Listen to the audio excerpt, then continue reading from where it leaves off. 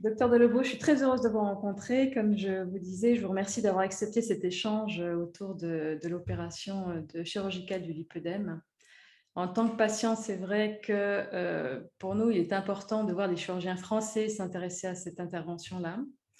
Et j'ai vu que vous y avez consacré un article sur votre site internet et c'est pour ça que voilà, je me suis permis de vous contacter et je vous remercie encore pour cette conversation.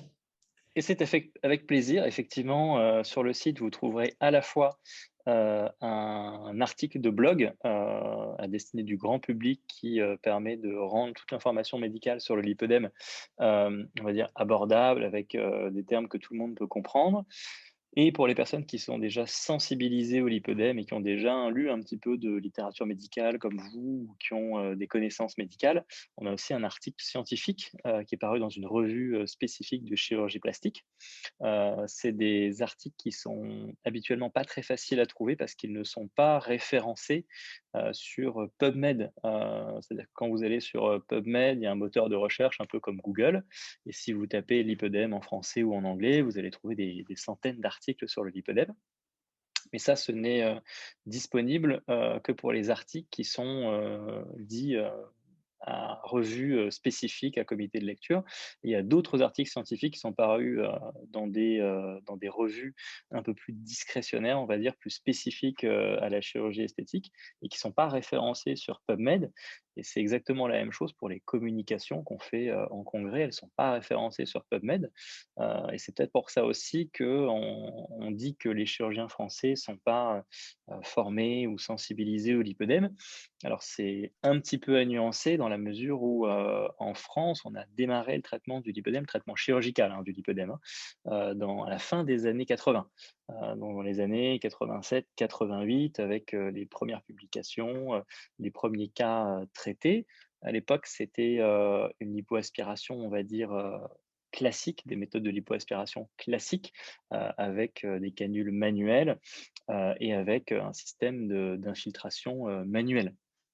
Donc en France, je peux dire qu'on a été, parmi les premiers en Europe à s'intéresser au lipœdème, mais ça n'a pas été autant, on va dire médiatisé et démocratisé que dans d'autres pays d'Europe.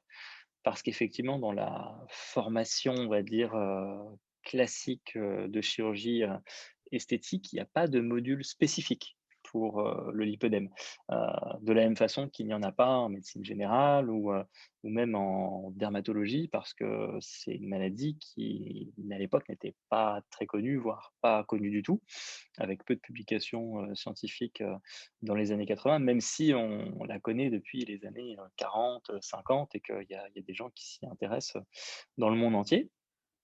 Les choses ont pas mal évolué, notamment avec, les médias. Alors au début la télévision, avec, cette participante, de télé-réalité qui avait beaucoup communiqué sur son intervention et ça a permis de faire la lumière un petit peu sur le lipœdème et de mettre à jour un peu la maladie et d'aider plein de personnes qui se reconnaissaient dans ces symptômes à mettre un mot, à mettre un nom de maladie, à mettre un diagnostic.